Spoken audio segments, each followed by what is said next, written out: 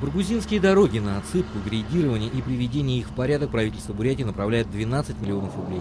Глава администрации Баргузинского района внимательно слушает наказ собственных избирателей, теперь уже из уст президента республики. До конца этой недели вы должны вместе с Министерством транспорта принять решение за счет выделенных вам средств, какой участок дороги вы сделаете в этом году. А также, понимая перспективу 2013-2014 года, вы должны расписать, как будет эта дорога в течение 3 лет сделана, то есть какие участки. Не сегодня, а завтра будет закрыт почти аварийный мост через реку Ина.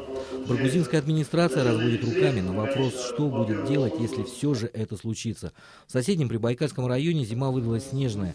Требуется дополнительная техника для расчистки дорог и вывоз сугробов, а также твердых и жидких бытовых отходов за пределы населенных пунктов.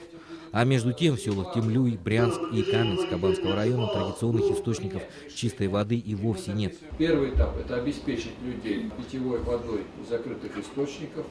Что это будет? Это вы будете бутылированную воду развозить или колонки будут стоять. И второй этап – это раздача воды уже по системе. Ремонт и содержание домов культуры, больниц, амбулаторий, школ и спортзалов волнует сельчан. Селендунские учителя пожаловались президенту на низкую заработную плату. Идет проверка. Граждане Бурятии, которые живут и работают в центральной экологической зоне, имеют весьма специфические проблемы. Население растет, а федеральный закон о защите Байкала не разрешает расширять границы поселения. Юрий Атанов, Баяр Жигмитов, Даржи Чайдопов, Вести, Бурятия.